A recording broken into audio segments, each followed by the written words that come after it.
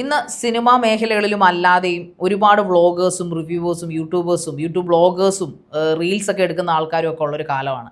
പക്ഷേ അതിനിടയിൽ നമ്മൾ ഇതുവരെ കാണാത്ത പ്രത്യേകതര സ്വഭാവമുള്ള കുറച്ച് ആൾക്കാരുണ്ട്. ഫോർ എക്സാമ്പിൾ പറയുകയാണെങ്കിൽ ആറാട്ടണ്ണൻ, അലൻ ജോസ് പെരേര, ഇവരെ പോലെയുള്ള കുറച്ച് അവരെന്താണ് നമ്മൾ വിളിക്കേണ്ടത് അങ്ങനെയുള്ള ആൾക്കാർ, അവർക്കൊക്കെ എന്തെങ്കിലും കുഴപ്പമുണ്ടോ എന്നൊക്കെ എനിക്ക് തോന്നിയിട്ടുണ്ട് പൗർണമി പലവട്ടം. ഞാൻ പേഴ്സണലി ഇപ്പോൾ ഞാൻ മറ്റൊരു ചാനലിന് വേണ്ടിയിട്ട് ഈ പറയുന്ന വ്യക്തി ഒരാളെ ആറാട്ടണ്ണനെ ഞാൻ ഇൻ്റർവ്യൂ ചെയ്തിട്ടുള്ള ആളാണ്. അദ്ദേഹം പറയുന്ന ഒരു ഫെയിമിന് വേണ്ടിയിട്ടാണ് ഇത് ചെയ്യുന്നതെന്ന് പറയുന്നത്. പക്ഷേ അലൻ ജോസ് പെരേര എനിക്ക് പേഴ്സണലി പരിചയമില്ല. പക്ഷേ അദ്ദേഹത്തിനെതിരെ ഒരു കേസ് എനിക്കൊരു വാർത്താ ചാനലിന് വേണ്ടി കൈകാര്യം ചെയ്യേണ്ടി വന്നിരുന്നു. അതൊരു പീഡന കേസാണ് അതിൻ്റെ. അപ്പം ഇതുപോലുള്ള ഒരു സാമൂഹ്യ വിപത്ത്, അതായത് ഒരു എൻ്റർടൈൻമെൻറ്റ് ഫീൽഡിൽ കയറി ഇവർ ന്യൂസുമായിട്ട് കണക്ട് ആയിട്ടുള്ള ആൾക്കാരല്ല, എൻ്റർടൈൻമെൻറ്റ് ഫീൽഡിലാണ് എന്നാണ് ഇവർ സ്വയം പ്രഖ്യാപിച്ചു വെച്ചിരിക്കുന്നത്. അതോട് തന്നെ ഇവർ വ്ളോഗേഴ്സ് ആണെന്ന് ഇവർ പറയുന്നത്. പക്ഷേ ഇവർ എന്താണ് വ്ളോഗിലൂടെ കാണിക്കുന്നതെന്ന് ചോദിച്ചാൽ കലാകാരന്മാരെ ശല്യപ്പെടുത്തുക, അത് പ്രത്യേകിച്ചും സിനിമ നടിമാരെ ശല്യപ്പെടുത്തുന്ന സ്വഭാവം. അല്ല, അത്തരത്തിലുള്ള കാര്യങ്ങളൊക്കെ ആണല്ലോ ഈ വീഡിയോസിന്റെ അണ്ടറിൽ കമന്റ് ആയിട്ടൊക്കെ വരുന്നത്. സൈക്കോ എന്ന് പോലും വിളിക്കാൻ പറ്റില്ല, അതിൽ അപ്പുറത്തേക്ക് എന്തെങ്കിലും പേരുണ്ടെങ്കിലും കണ്ടുപിടിച്ചിട്ട് അത് വേണം വിളിക്കാനെന്നൊക്കെ പറയുന്നത്. യഥാർത്ഥത്തിൽ ഈ അലൻ ജോസ് പെരേര എന്ന് പറയുന്ന ആള് എപ്പോഴാണ് ഈ ഒരു മാധ്യമ മേഖല അല്ലെങ്കിൽ ഒരു മീഡിയ റിലേറ്റഡ് ആയിട്ട് ഇങ്ങനെ നിൽക്കാൻ തുടങ്ങിയിട്ട്? ഒരുപാട് കാലമായി, കുറച്ച് നാളുകളായിട്ടുള്ളൂ. ഈ ആറാട്ടണ്ണൻ വന്നു, അലൻ ജോസ് പെരേര ഒക്കെ ഒരേ റേഞ്ചിൽ ഒരേ സമയം കാലഘട്ടത്തിൽ വന്നൊരാൾക്കാർ. എനിക്കൊന്ന് കൊറോണയ്ക്ക് ശേഷം അതിനും 1-2 വർഷങ്ങൾക്ക് ഇപ്പുറമാണ് ആറാട്ടണ്ണൻ എന്ന് പറഞ്ഞ വ്യക്തി ഇതിലേക്ക് സിനിമ ഇറങ്ങി ആറാടുകയാണെന്ന് പറഞ്ഞപ്പോൾ അലൻ ജോസ് പെരേരയും അങ്ങനെയൊക്കെ തന്നെ വന്ന ഒരാളാണ്. കുറേയധികം കോൺട്രവേഴ്സികൾ ഉണ്ടാക്കിയിട്ടുള്ള വ്യക്തികളാണ് ഇവരൊക്കെ. കോൺട്രവേഴ്സി എന്ന് പറഞ്ഞാൽ ഒരുമാതിരി നമ്മളിപ്പോൾ ഒരു ചീപ്പ് പബ്ലിസിറ്റി എന്ന് ഇപ്പം നമ്മളിപ്പോൾ രാഹുൽ ഈശ്വർ ചീപ്പ് പബ്ലിസിറ്റി എന്ന് പറയാൻ പറ്റില്ല. കാരണം അദ്ദേഹം പറയുന്നത് കുറേയൊക്കെ നമുക്ക് മനസ്സിലാകുന്ന ഭാഷയിൽ, മനസ്സിലാകുന്ന ലാംഗ്വേജിൽ പറയുന്ന കാര്യങ്ങളിൽ എന്തെങ്കിലുമൊക്കെ പുള്ളിയുടെ രീതിക്കാണ് വളച്ചൊടിക്കുന്നതെങ്കിൽ പോലും പറയുന്നത് ഒരു വിഡിത്തമാണെന്ന് നമുക്ക് ഒരിക്കലും പറയാനില്ല. കാരണം അദ്ദേഹം കുറച്ചൊക്കെ ബോധമുള്ള ഒരു മനുഷ്യൻ, കുറച്ചല്ല അത്യാവശ്യം നോളജ് ഉള്ള മനുഷ്യനാണ്. പക്ഷേ അലൻ ജോസിന്റെ വിദ്യാഭ്യാസ യോഗ്യതയൊന്നും എനിക്കറിയില്ല. പക്ഷേ ആറാട്ടണ്ണനെ സംബന്ധിച്ചിടത്തോളം, അതായത് സന്തോഷ് വർക്കി എന്ന പേരുള്ള ആറാട്ടണ്ണനെ സംബന്ധിച്ചിടത്തോളം അദ്ദേഹം ഗ്രാജുവേറ്റ് ആണ്, പോസ്റ്റ് ഗ്രാജുവേറ്റ് ആണ്. അല്ല, ഇവരെ രണ്ടുപേരെ അങ്ങനെ പൂർണ്ണമായിട്ടും കമ്പയർ ചെയ്യാനും പറ്റില്ല. കാരണം ആറാട്ടണ്ണനെക്കാട്ടിലും ആറാട്ടണ്ണനൊക്കെ നമുക്ക് പിന്നെ സഹിക്കാം. ഈ അലൻ ജോസ് ഒക്കെ എന്താണ് ഇപ്പൊ കഴിഞ്ഞ കുറച്ച് നേരം മുമ്പ് വന്ന് അദ്ദേഹത്തെ ഹണി ട്രാപ്പിൽ ആരോപെടുത്താൻ ശ്രമിക്കുന്നു. ഞാൻ ഇവരിൽ നിന്ന് പലരെയും സെലക്ട് ചെയ്യും. ഇവരൊക്കെ ഈ പെൺപിള്ളാരെ കിട്ടാത്ത പെൺപിള്ളാർക്ക് വേണ്ടി ഇങ്ങനെ ദാഹിച്ച് നടക്കുന്ന ഒരുതരം സൈക്കോകളാണോ എന്ന് എനിക്ക് തോന്നുന്നു. ഒരു വീഡിയോ കണ്ടു, ഈ അലൻ ജോസ് പെരേരയുടെ ഒരു ഇന്റർവ്യൂ ഒരു ട്രോൾ വീഡിയോ ആണെന്ന് തോന്നുന്നു. അതിനാ കണ്ടതെന്താന്ന് വെച്ച് കഴിഞ്ഞാൽ കുറെ ആളുകൾ ചുറ്റും കൂടി നിൽക്കുന്നു. ഒരു നടിയുടെ നമ്പർ കുറെ നാളുകളായിട്ട് നമ്പർ വെയിറ്റ് ചെയ്ത് നിൽക്കുന്നു. ഓക്കെ, അപ്പൊ പറയാണ് അവരോട്, സാധാരണക്കാർ വിളിച്ചാലൊന്നും എടുക്കില്ല, മീഡിയക്കാർ വിളിച്ചാലേ എടുക്കുള്ളൂ എന്ന് പറയുന്നു.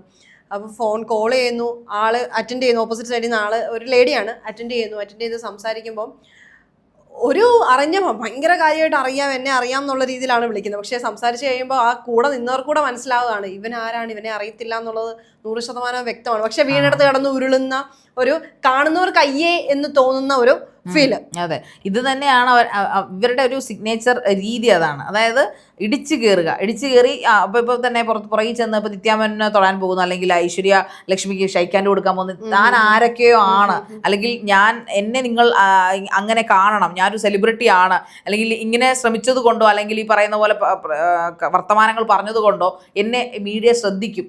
അതായത് ബാഡ് ഇമേജ് ക്രിയേറ്റ് ചെയ്ത് ടോപ്പിലെത്തുക എന്നൊരു ലക്ഷ്യമാണ് ഇവർക്കുള്ളതെന്ന് എനിക്ക് തോന്നുന്നു. ഇപ്പൊ അലൻ ജോസ് പെരേരയെ സംബന്ധിച്ചിടത്തോളം പുള്ളിക്കെതിരെ പീഡന പരാതികൾ വരികയും പുള്ളിക്കെതിരെ പോലീസ് കേസുകളൊക്കെ വരികയും ചെയ്തു. ലാസ്റ്റ് ഇയറിലൊക്കെ ഉണ്ടായി. അതിനൊക്കെ ഒരു ട്രാൻസ്ജെൻഡർ ഞാൻ അവരുടെ ലൈവ് ചെയ്ത ഒരാളാണ്. അപ്പൊ അവര് അതിൽ എത്രമാത്രം സത്യം ഉണ്ടെന്ന് വെച്ചാൽ അവരുടെ മെഡിക്കൽ കാര്യങ്ങളൊക്കെ നമ്മളെ കൊണ്ട് ഒരു യൂട്യൂബ് ചാനൽ, ഒരു ന്യൂസ് ചാനലിൽ തന്നെ അവർ കാണിക്കുകയാണ്. ഞാൻ 1 മണിക്കൂറോളം ഇരുന്ന് ഞാൻ അവരുടെ ഇന്റർവ്യൂ എടുത്ത ഒരാളാണ്. അതിനകത്ത് അലൻ ജോസിനെ കുറിച്ച് ആറാട്ടണ്ണൻ പീഡിപ്പിച്ചെന്നൊന്നും അവർ പറഞ്ഞില്ല. പക്ഷെ അലൻ ജോസിന്റെ കൂട്ടത്തിലുണ്ടായിരുന്ന ഒരാളുമായിട്ട് അവർ റിലേഷനിലായിരുന്നു. പകരം വിവാഹ വാഗ്ദാനം നൽകി ശാരീരികമായിട്ടൊക്കെ ഉപയോഗിച്ച് വെറും വൃത്തികെട്ടവന്മാരെന്ന നിലയിലൊക്കെ അവർ ട്രാൻസ്ജെൻഡർ പറയുന്നത്. യഥാർത്ഥത്തിൽ ഇങ്ങനെ ഇത്രയും പ്രൊമോഷൻ ഇങ്ങനെയുള്ള ആളുകൾക്കൊക്കെ കൊടുക്കണമെന്ന് ഇത്ര നിർബന്ധം? ഈ ആളെയൊക്കെ ഒരു കോളേജിലൊക്കെ ഗസ്റ്റ് ആയിട്ടൊക്കെ വിളിക്കുന്നതായിട്ട് ശ്രദ്ധയിൽപ്പെട്ടു. അതെ, കഴിഞ്ഞ ദിവസം കണ്ടിരുന്നു. അല്ല, അതിന് മാത്രം എന്ത് ക്വാളിറ്റിയും ക്വാളിഫിക്കേഷനും ആണ് ഈ അലൻ ജോസ് എന്ന് പറയുന്ന വ്യക്തിക്കുള്ളത്? എന്ത് കാര്യമാണ് അയാൾ ചെയ്തത്? ആർട്ടിസ്റ്റിനെ അല്ലെ സെലിബ്രിറ്റീസിനെ വിളിക്കുന്ന, ഓക്കെ, അവർ കുറെ നല്ല സിനിമകളോ അല്ലെങ്കിൽ സിനിമകൾ ചെയ്തിട്ടുണ്ട്, അങ്ങനെ പബ്ലിക്കിന് നന്നായിട്ട് അറിയുന്ന ഫെമിലിയർ ആയിട്ടുള്ള ഫേസുകളാണെന്ന് പറയാം. ഈ അലൻ ജോസിനെ പോലെ ഈ വിഡ്ഢിത്തം മാത്രം വിളിച്ച് പറയുന്ന ഒരാളെ ഗസ്റ്റായിട്ട് വിളിക്കാനും മാത്രം എന്താണുള്ളത്?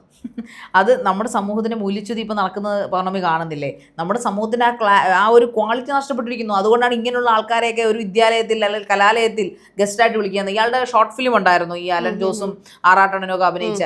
എന്താ ആ ഷോർട്ട് ഫിലിം എന്ന് ചോദിച്ചു പൊന്നെ. അത് കണ്ടു കഴിഞ്ഞാൽ നമ്മള് തലേ തോർത്തു വിട്ടോണ്ട് ഓടിക്കളയും. അതിനകത്ത് വല്ല സീനുണ്ടോന്ന് ചോദിച്ചാൽ അതില്ല. എന്തെങ്കിലും വല്ല അഭിനയിക്കാൻ അറിയാമെന്ന് വെച്ചാൽ അതുമില്ല. വല്ല മ്യൂസിക് ഉണ്ടോ എന്ന് ചോദിച്ചാൽ ഒന്നുമില്ല. ഇവർ ആൾക്കാരെയൊക്കെ വെറും സത്യത്തിൽ കാണുന്ന നമ്മളെയാണ് ഇവർ വിഡ്ഢികളും കോമാളികളാക്കി കൊടുക്കുക. ഇവർ സ്വയം കോമാളികളാണ്, കോമാളി വേഷം എടുത്തിട്ടിരിക്കുകയാണ് ഇവര്.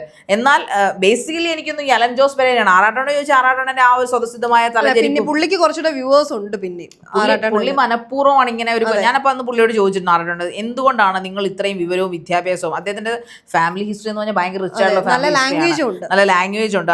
അതോടൊപ്പം തന്നെ സയന്റിസ്റ്റുകൾ, നാസയിലെ സയന്റിസ്റ്റ്, അങ്ങനെ സയന്റിസ്റ്റ് ആയിട്ടുള്ള ബുദ്ധിജീവികളുടെ ഒരു വീട്ടിലാണ് ഈ മനുഷ്യൻ ജനിച്ചിരിക്കുന്നത്. അദ്ദേഹവും ബുദ്ധിജീവിയൊക്കെ തന്നെയാണ്. പക്ഷെ പുള്ളി അത് അങ്ങ് പാടെ കുഴിച്ചിട്ടുണ്ട്, വേറൊരു തലത്തിലേക്ക് എത്തിയിരിക്കുന്നു. പുള്ളിക്ക് അപ്പോൾ ഞാൻ ചോദിച്ചു നിങ്ങൾ എന്തുകൊണ്ട് പബ്ലിസിറ്റിക്ക് നല്ല കാര്യങ്ങൾ, ഇന്റലക്ച്വൽ ആയിട്ടുള്ള വിവരങ്ങൾ ആൾക്കാർക്ക് യൂട്യൂബിലൂടെ കൊടുത്തുകൂടാ? അപ്പോൾ അത് കാണാൻ ആരുമില്ല എന്നാണ് പുള്ളി പറയുന്നത്.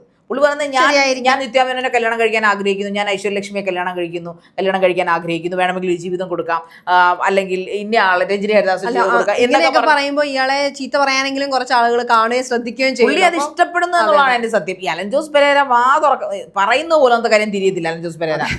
അതുകൂടാതെ ഇയാൾ പറയുന്ന ഈ വളരെ മോശമായിട്ടുള്ള മ്ലേച്ഛമായിട്ടുള്ള സമീപനങ്ങൾ, തെറിയൊക്കെ വിളിക്കും, ഇതൊക്കെയാണ് അന്ന് ട്രാൻസ്ജെൻഡർ എന്നോട് ഇന്റർവ്യൂ ഇരുന്ന് പറഞ്ഞത്. അതോടൊപ്പം തന്നെ ഇവർ ഈ ഓരോ ചർച്ചകളെന്ന് പറഞ്ഞ് ഇപ്പൊ നമ്മൾ ന്യൂസ് ചാനലിൽ ചർച്ച ചെയ്യുന്ന പോലെ ഇവരൊരു ടീമുണ്ടല്ലോ, ഈ ആറാട്ടണൻ, അലൻ ജോസ് പെരേര, അതേ ടൈപ്പിൽ വേറൊരു മനുഷ്യനും കൂടെ ഇറങ്ങി, അയാളുടെ പേര് ഞാൻ ഓർക്കുന്നില്ല. അവരൊക്കെ വെച്ചിട്ടൊരു ഗ്യാങ് ആയിട്ടിരുന്നുകൊണ്ട് ഒരു ചർച്ചയും കാര്യങ്ങളൊക്കെ വെക്കും. എന്തിനൊക്കെയോ കുറിച്ചുള്ള ചർച്ചകൾ, ആർക്കോ വേണ്ടിയിട്ടുള്ള ചർച്ചകൾ. ഇങ്ങനെയുള്ളവരൊക്കെ ശരിക്കും പറഞ്ഞ ആൾക്കാരുടെ സമയം വെറുതെ കളയുന്നു എന്നല്ലാതെ മറ്റുള്ളവർക്ക് വെറും ന്യൂസൻസ് ആകുന്നു എന്നുള്ളത്. കാരണം ഈ വനിതാ തിയേറ്ററിലാണ് കൂടുതൽ. ഞാനത് പറയാൻ വരും. നോർമലി എല്ലാ പ്രൊമോഷൻ അല്ലെങ്കിൽ ആദ്യം ഫസ്റ്റ് ഷോ ഒക്കെ വരുന്നത് വനിതാ വിനീതയിലാണ്. ഈ പറയുന്ന ഒരു പ്രമുഖ നടിയെ ഒരു സുഹൃത്ത് അഭിനയിച്ച സിനിമയ്ക്ക് വേണ്ടി ക്ഷണിച്ചു, ഫസ്റ്റ് ഷോ കാണാൻ വേണ്ടി വരണം എന്ന്. അപ്പൊ ചോദിച്ചു ഏത് തിയേറ്ററിലാണ്? അത് വനിതാ വിനീതയില്. എന്റെ പൊന്നോ ഞാൻ വരുന്നില്ല. കാരണമായിട്ട് പറയുന്നത് ഈ പറയുന്ന വ്യക്തികളെല്ലാം ഉള്ളതുകൊണ്ടാണ്. അതെന്തുകൊണ്ടാണ് ഈ ശരിക്കും പറഞ്ഞാൽ നമ്മളൊക്കെ ഇപ്പൊ സിനിമാ നടന്മാരുടെ അല്ലെങ്കിൽ സിനിമയുടെ പ്രൊമോഷൻസിനൊക്കെ പോകുന്ന ആൾക്കാരാണ്. അപ്പൊ അല്ലെങ്കിൽ നമ്മളവരെ കാണാൻ വേണ്ടി പോകുന്നില്ല, ഫസ്റ്റ് ഷോയ്ക്ക് പോകുന്നു. ഇത് പുറത്തേക്ക് ഇറങ്ങിക്കഴിഞ്ഞ് കഴിഞ്ഞാൽ ഇവരൊരുമാതിരി മറ്റേ എന്തോ പറയട്ടെ, ഈ പൂച്ച മണത്തൊക്കെ നിൽക്കത്തില്ല, അതുപോലെ ഇങ്ങനെ ആൾക്കാരുടെ ഇടയിലോട്ട് കയറി മുട്ടി ഉരുമ്പി നിൽക്കുക. പെട്ടെന്ന് തിരിഞ്ഞു നോക്കുമ്പോഴേ ഇയാളെന്താ പുറകെ പർപ്പസ്ഫുള്ളി ഒന്നും അറിയാത്ത മട്ടിൽ നിൽക്കുക, അതിന് കുട പിടിക്കാനായിട്ട് അല്ലെങ്കിൽ അത് കവർ ചെയ്യാൻ വേണ്ടി മാത്രം അവരുടെ കുറെ ആൾക്കാർ. അതായത് അവരോടടുത്ത് അവരുടെ ചേർന്ന് നിന്ന് കഴിഞ്ഞാൽ തീർച്ചയായിട്ടും ഈ സിനിമയായി ബന്ധപ്പെട്ടുള്ള കാര്യങ്ങൾ ചോദിക്കാനും അതിനെ അഭിപ്രായങ്ങൾ അന്വേഷിക്കാനും ഒക്കെ മീഡിയാസ് വരും, മൈക്ക് വെക്കും. സ്വാഭാവികമായിട്ടും അതിന്റെ പിന്നാലെ തന്നെ ക്യാമറ കണ്ണുകൾ കാണും. അപ്പോൾ ഇവരോട് ചേർന്ന് നിൽക്കുമ്പോൾ ഇവരുടെ വിഷ്വലൂടെ അതിനോട് ചേർന്ന് വരും. അപ്പം ഈ ആർട്ടിസ്റ്റിന്റെ കൂടെ അല്ലെങ്കിൽ ആക്ടറിന്റെ കൂടെ ഇവർ നിൽക്കുമ്പോൾ ഓക്കെ ഇവർക്ക് തമ്മിൽ ബന്ധമുണ്ടെന്നുള്ള തെറ്റിദ്ധാരണ അങ്ങനെയൊക്കെയുള്ള ചിന്തയുടെ പുറത്തായിരിക്കും ഇവർ ഈ ഒട്ടിച്ചേർന്ന് അടുത്ത് വന്നൊക്കെ നിൽക്കുന്നതെന്ന് എനിക്ക് പലപ്പോഴും തോന്നുന്നു. അത് മാത്രമല്ല ഇവരോടുള്ള ഇങ്ങനെയുള്ള കുറെ ചോദ്യങ്ങൾ ചോദിക്കാനും ഇങ്ങനെയുള്ള പൊട്ടത്തരങ്ങൾ ചോദിക്കാൻ വേണ്ടി ഇവരെ കോമാളികളാക്കാൻ വേണ്ടി അവർ നിന്ന് കൊടുക്കുന്നതാണോ അതോ അല്ല കോമാളികളാക്കാൻ വേണ്ടിയിട്ട് മറ്റുള്ളവർക്ക് സ്ക്രിപ്റ്റ് ഇടുന്നതാണോ നമുക്ക് അറിഞ്ഞുകൂടാ. കാരണം ഈ പറയുന്ന സോഷ്യൽ മീഡിയയിലെ ചില മാധ്യമ പ്രവർത്തകർ തന്നെ ഇവരോട് ചോദിച്ചിട്ടു സന്തോഷ് വർക്കി അല്ലെങ്കിൽ ആറാട്ടണൻ നിത്യാമനെ വിളിക്കാറുണ്ടോ അല്ലെങ്കിൽ ഐശ്വര്യലക്ഷ്മിയെ കാണാറുണ്ടോ, വിവാഹം ഉടനെ കഴിക്കുന്ന ഏതെങ്കിലും പ്രശസ്ത ഇവർക്കും വേണം ഇവരെ ഒന്ന് ചൊറിയുക എന്നുള്ളത് ഇവർക്കും ഒരു ഹോബി ആയിട്ട് മാറി. ചെകുത്താന്റെ വിഷയം നമ്മൾ പറഞ്ഞില്ല. ചെകുത്താനും ഇവരുടെ കൂട്ടത്തിൽപ്പെട്ട ഒരാൾ തന്നെയാണ് ചെകുത്താൻ. അദ്ദേഹം ഇപ്പൊ കുറച്ച് നാളായിട്ടൊന്നും കാണാനില്ല, ഒതുങ്ങി. കാരണം എന്ന് വെച്ചാൽ അന്നത്തെ കേസോടുകൂടി ലാലേട്ടനെ ഒന്ന് ലാലേട്ടനെ ചൊറിഞ്ഞപ്പോൾ പിന്നെ പറയേണ്ട കാര്യമില്ല. ലാലേട്ടനെ മാത്രമല്ല അദ്ദേഹത്തിന്റെ പദവിയെയും ചൊറിഞ്ഞു. അപ്പൊ അതുകൊണ്ട് തന്നെ ഞാൻ അതിനുശേഷം അദ്ദേഹത്തിന്റെ വീട്ടിൽ പോയി ഞാൻ ലൈവ് ചെയ്താണ് ചെകുത്താന്റെ. അതുകൊണ്ട് തന്നെയാണ് പുള്ളിക്ക് വേണ്ടിയിട്ട് പിന്നെ ബേസിക്കലി പുള്ളിയുടെ ആരോഗ്യം അത്ര സുഖകരമല്ലാത്തൊരു മനുഷ്യനാണ്. എന്നിട്ടും പുള്ളി ഇതൊക്കെ എങ്ങനെ ചെയ്തു കൂട്ടുന്നത് ഞാൻ ചിന്തിക്കുന്നു.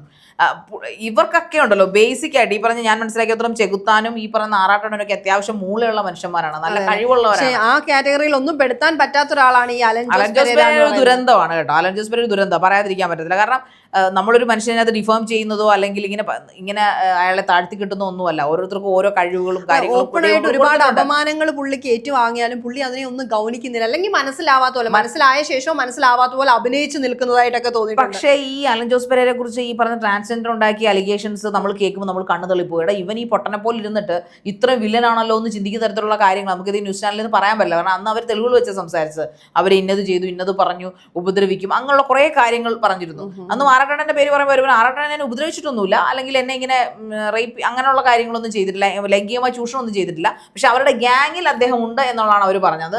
പുള്ളിക്ക് എത്ര ഇഷ്ടപ്പെടാഞ്ഞുകൊണ്ട് പുള്ളി എന്നോട് ഒരിക്കൽ ലുലുമാളി വെച്ച് കണ്ടപ്പോഴത്തേക്ക് ശാരിക അങ്ങനെ അവർക്ക് വേണ്ടി ലൈവ് ചെയ്തപ്പോൾ എന്റെ പേര് പറഞ്ഞ മോശമായി പോയി, എന്റെ ഇമേജ് പോയെന്ന് പറഞ്ഞപ്പോൾ സത്യത്തിൽ എനിക്ക് ചിരി വന്നു പോയി. എന്റെ ഇമേജ് പോയെന്ന് പുള്ളി എന്നോട് പറയാണ്. എന്നോട് വന്നിട്ട് ഞാനിങ്ങനെ ഷൈക്കാൻ കൊടുക്കാൻ പുള്ളി എന്നോട് പറയണ എന്റെ ഇമേജ് പോയി, ശാരിക എന്തിനാണ് ആ റേപ്പ് കേസിന്റെ കാര്യങ്ങളെന്ന്, ഞാനൊരു തെറ്റ് ചെയ്തിട്ടില്ല, അത് വെറും ഹുക്ഡ് അപ്പ് സ്റ്റോറിയാന്ന് പറയുമ്പോൾ പുള്ളി എന്തിനാ അത്രയും രോഷാവുലായെന്ന് ഞാൻ ചിന്തിച്ചിട്ടുണ്ട്. കാരണം പുള്ളി ഓൾറെഡി ഇങ്ങനെയുള്ള വൃത്തികേടുകൾ മുഴുവൻ കാണിച്ചിട്ടാണ് പുള്ളി ഫേമസ് ആകുന്നത്. അപ്പോൾ പിന്നെ ആ ഒരു റേപ്പ് കേസ് വന്നപ്പോൾ ശരിയാണ്, അത് കളി മാറുന്നുണ്ട് റേപ്പ് വരുമ്പോഴത്തേക്ക്. പക്ഷെ അവരൊന്നും റേപ്പിന്റെ ഒരു ഇതായിട്ട് ആറാട്ടണ്ണന്റെ പേര് അവിടെ പറഞ്ഞിട്ടില്ല. അവർ ആ ഗ്യാങ്ങിൽ ശരിക്കും ഇപ്പോഴും അലൻ ജോസ് പെരേരയും ആറാട്ടണ്ണനും കൂടുതൽ വീഡിയോകൾ ഇപ്പോഴും ഇറങ്ങുന്നുണ്ടല്ലോ. അപ്പൊ ഇങ്ങനെയുള്ള വീഡിയോകൾ ശരിക്കും പറഞ്ഞാൽ ഇങ്ങനെയുള്ള ആൾക്കാരെ, അതായത് പബ്ലിക് ന്യൂസൻസായി മാറിയ ആൾക്കാരെ പ്രോത്സാഹിപ്പിക്കുന്നതും വളർത്തുന്നതും സോഷ്യൽ മീഡിയ തന്നെയാണ്. ഈ പറയുന്ന കലാകാരന്മാർക്ക് അവരുടേതായ ജീവിതമുണ്ട്, അവരുടേതായ സ്വകാര്യതകളുണ്ട്. ഒരു പാപ്പരാസി ലെവലിലേക്ക് നമ്മുടെ മാധ്യമങ്ങൾ തരം താണു പോകുന്നുണ്ടോ എന്ന് സംശയമുണ്ട്.